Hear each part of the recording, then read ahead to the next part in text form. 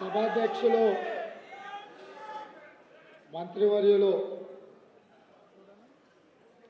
శ్రీ జూపల్లి కృష్ణారావు గారు తెలంగాణ రాష్ట్ర ప్రభుత్వం తరఫున పద్మవిభూషణ్ పద్మశ్రీ అవార్డు గ్రహీతలను సన్మానించాలన్న ఆలోచన చేసి పెద్దలు వెంకయ్య నాయుడు గారితో మాట్లాడి ఈ సన్మాన కార్యక్రమాన్ని ఏర్పాటు చేయాలని ఆలోచన చేసి మా మంత్రివర్గ సహచరులతో ఉప ముఖ్యమంత్రి వర్యులు బట్టి విక్రమార్క గారితో మాట్లాడి రాష్ట్ర ప్రభుత్వం ఈ కార్యక్రమాన్ని ఏర్పాటు చేయడం జరిగింది. ఈ కార్యక్రమంలో ఉప ముఖ్యమంత్రి వర్యులు బట్టి విక్రమార్క గారు, R&B అండ్ సినిమాటోగ్రఫీ మంత్రివర్యులు కోమటిరెడ్డి వెంకటరెడ్డి గారు, రెవెన్యూ శాఖ మంత్రివర్యులు పొంగులేటి శ్రీనివాసరెడ్డి గారు, సభాధ్యక్షులు జూపల్లి కృష్ణారావు గారు ఈ కార్యక్రమంలో ముఖ్య అతిథులుగా పాల్గొని పద్మవిభూషణ్ అవార్డు గ్రహీతలు తెలుగు ప్రజలు తెలుగు మాట్లాడే భాషా ప్రాంతాలలోనే కాదు,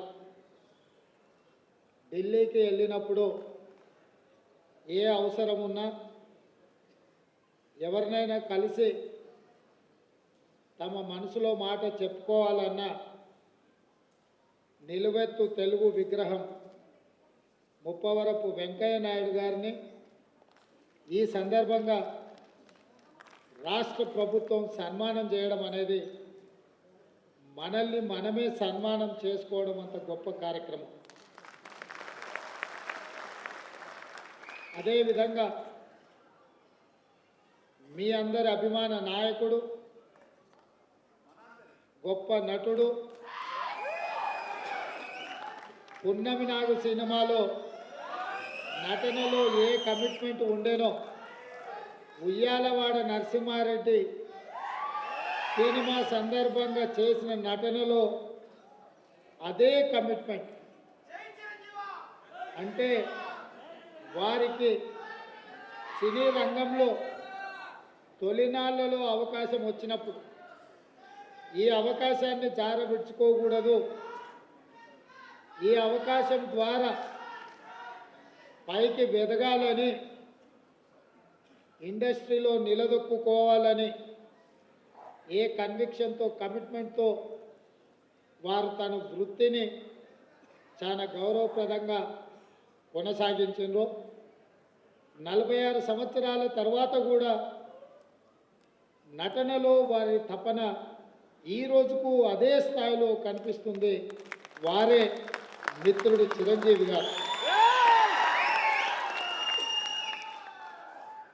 నేను చాలామంది నటులు నాకు చాలామంది తెలుసు, ఎందుకంటే చాలా సంవత్సరాల నుంచి ఈ ప్రాంతంలోనే ఉండడం వల్ల 2 సినిమాలు 3 సినిమాలు హిట్ కాగానే ఇంకా వాళ్ళంత గొప్ప నటులు లేరని, వాళ్ళకి ఎవరు పోటీకి రారని భావిస్తుంటారు. కానీ 150 పైచిలకు సినిమాలలో గొప్పగా రాణించి జాతీయ స్థాయిలో అంతర్జాతీయ స్థాయిలో గుర్తింపు పొందిన చిరంజీవి గారిలో ఈ రోజుకు ఆ కమిట్మెంట్ ఉంది. ఆ కమిట్మెంటే వారిని ఇంత గొప్పగా రాణించే అవకాశం కల్పించింది.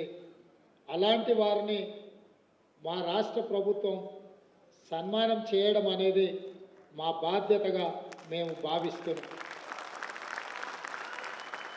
అదేవిధంగా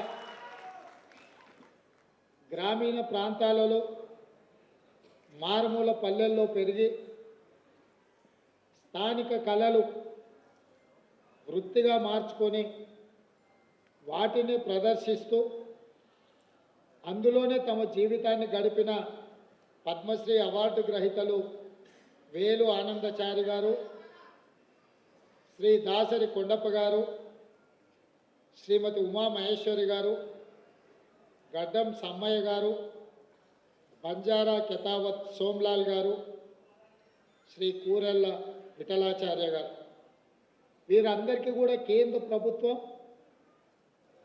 పెద్దలు వెంకయ్య నాయుడు గారు చెప్పినట్టు మట్టిలో మాణిక్యాలను గుర్తించి వెలికితీసి సానబట్టి వాళ్ళు రాణిస్తే ఈరోజు కేంద్ర ప్రభుత్వం వాళ్ళని గుర్తించి పద్మశ్రీ అవార్డులు ఇచ్చింది.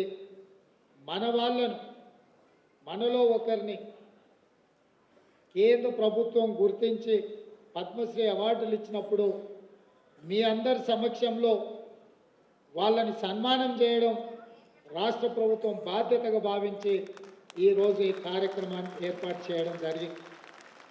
మిత్రులారా, ఈ కార్యక్రమం రాజకీయాలకు అతీతమైన కార్యక్రమం.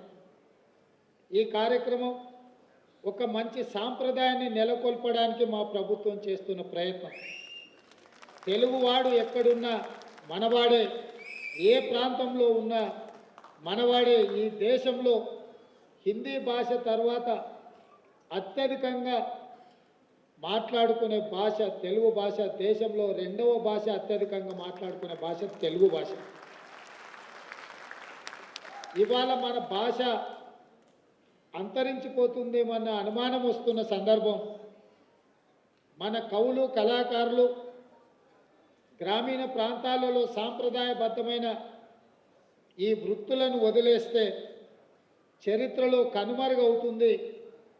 ఇట్లాంటి కవులను, కళాకారులను, వివిధ రంగాలలో రాణించిన వాళ్ళను రాష్ట్ర కేంద్ర ప్రభుత్వాలు గుర్తించి గౌరవించి వాళ్ళకి ఈ రకమైన అవార్డులు ఇవ్వాల్సిన బాధ్యత, ఆ సాంప్రదాయాన్ని కొనసాగించాల్సిన బాధ్యత ఎన్నికైన ప్రభుత్వాల మీద ఉన్నదని నేను భావిస్తూ ఈ సాంప్రదాయాన్ని కొనసాగించాలి. అందుకే ఎక్కువ సమయం తీసుకొని వారిని సన్మానం చేసిన దానికి అర్థం ఉండదని ప్రకటించిన ఎంబడే పెద్దలు వెంకయ్య నాయుడు గారిని, చిరంజీవి గారితో మాట్లాడి ఈ కార్యక్రమాన్ని ఏర్పాటు చేసింది. వెంకయ్య నాయుడు గారికి ఇతర కార్యక్రమాలు ఉండడం వల్ల ఉదయం 11 గంటలకే ఈ కార్యక్రమాన్ని చేపట్టాలి అని ఆలోచన చేసి మా అధికారులు, చీఫ్ సెక్రటరీ గారితో, శాంతకుమార్ గారితో, ఇతర అధికారులతో మాట్లాడితే, సార్ ఉదయం అంటే అభిమానులు రారేమో, అది మీరు శిల్పకళా వేదిక అంటున్నారు, అది నిండదేమో, కొద్దిమంది వస్తారేమో, ఎలా సార్ ఈ కార్యక్రమం నన్ను అడిగాను. నేను వారికి ఒక మాట చెప్పిన, వెంకయ్య గారి పేరు, చిరంజీవి గారి పేరు మనం సన్మాన కార్యక్రమంలో పెడితే శిల్పకళా వేదిక నిండడానికి మనం ఎలాంటి శ్రమ పడాల్సిన పని లేదు, ఆందోళన పడాల్సిన పని లేదు. శిల్పకళా వేదిక నిండగా వారి అభిమానులు తప్పకుండా వస్తారు అని నేను వారికి చెప్పిన నా నమ్మకాన్ని నిలబెట్టినందుకు మిమ్మల్ని అందరినీ మనస్ఫూర్తిగా నేను మిమ్మల్ని అందరినీ అభినందిస్తున్నా. ఎందుకంటే ఈ కార్యక్రమాలు సాయంత్రం పూట పెట్టే కార్యక్రమాలు, కానీ ఉదయం 10 గంటలకే మీరందరూ వచ్చి ఈ కార్యక్రమాన్ని కల్లారా చూసి ఈ రాష్ట్ర ప్రభుత్వం చేపట్టిన కార్యక్రమాన్ని పెద్దలు వెంకయ్య నాయుడు గారు, చిరంజీవి గారు లాంటి వాళ్ళు పద్మశ్రీ అవార్డు గ్రహీతలు వారు అభినందిస్తుంటే మా ప్రజాపాలనకు ఆశీర్వాదం పొందినట్టుగానే నేను భావిస్తున్నాను. అదేవిధంగా ఒక మంచి సాంప్రదాయానికి పునాదులు వేయాలన్న మా ఆలోచనను మీరందరూ మనస్ఫూర్తిగా బలపరిచినందుకు మిమ్మల్ని అందరినీ కూడా నేను అభినందిస్తున్నాను. ఈ కార్యక్రమంలో పద్మశ్రీ అవార్డు గ్రహీతలు కవులకు, కళాకారులకు జీవితంలో వయసు మీద పడ్డ తర్వాత వెనక్కి మళ్ళీ చూసుకుంటే చప్పట్లు, దుప్పట్లే మిగులుతున్నాయి తప్ప ఇంటి ఖర్చులకు కూడా వెళ్ళని అత్యంత దుర్భరమైన పరిస్థితులు గ్రామీణ ప్రాంతాల నుంచి వచ్చిన కవుల, కళాకారుల పరిస్థితి. అందుకే ఈ రాష్ట్ర ప్రభుత్వం ఆలోచన చేసి మా మంత్రివర్గ సహచరుల అనుమతితో ప్రతి ఒక్క పద్మశ్రీ అవార్డు గ్రహీతకు 25 లక్షల రూపాయల నగదు బహుమతిని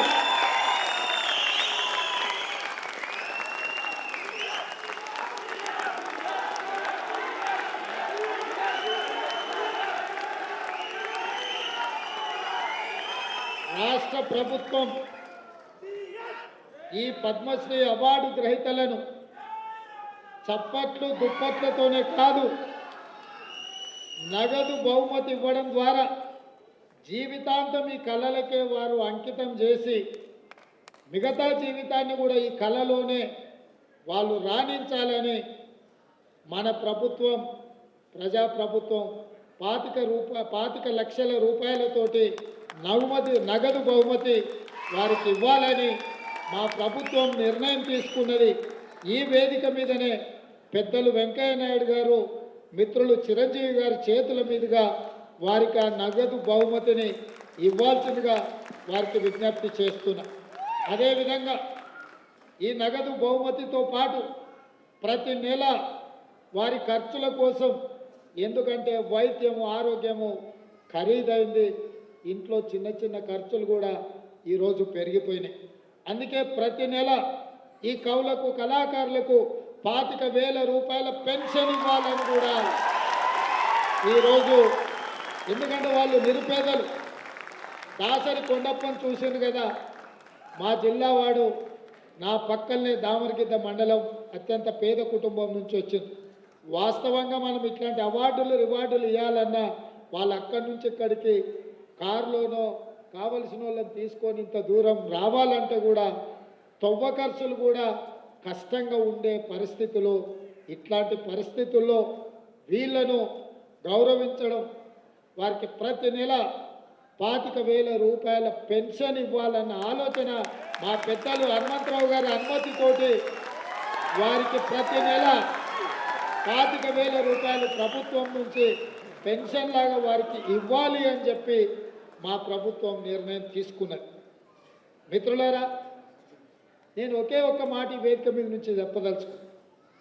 సాంప్రదాయాలను గౌరవించాల్సి వచ్చినప్పుడు, మన భాషను, మన సంస్కృతిని, మన సాంప్రదాయాలను కాపాడుకోవాల్సి వచ్చినప్పుడు అన్నిటినీ పక్కన పెట్టి మనందరం ఏకం కావాల్సిన అవసరం ఉన్నది.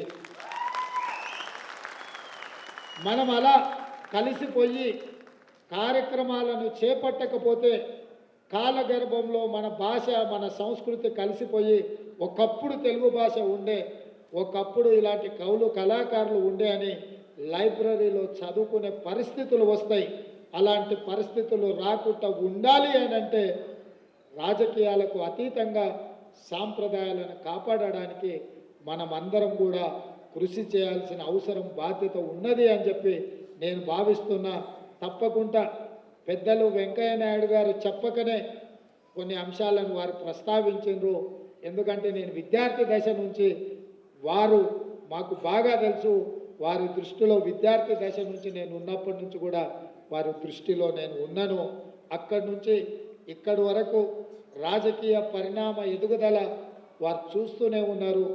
వారు అందరికీ చెప్పినట్టుగా వేదిక మీద ఉన్న మాకందరికి కూడా చెప్పిండని నేను భావిస్తున్న. భాష విషయంలో, భావం విషయంలో, ప్రజా సమస్యల పరిష్కారం విషయంలో, ప్రజలలో ఉండి నిత్యం ప్రజా సమస్యల మీద ప్రజల తరఫున కొట్లాడితే గుర్తింపు, గౌరవము, హోదా అనేది ఆటోమేటిక్ వస్తుందని వారు ఈ వేదిక మీద నుంచి చెప్పినారు. ఇది రాష్ట్రంలో రాజకీయాలలో రాణించాలనుకునే వాళ్ళు తప్పకుండా రాజకీయాలకు రావాలి.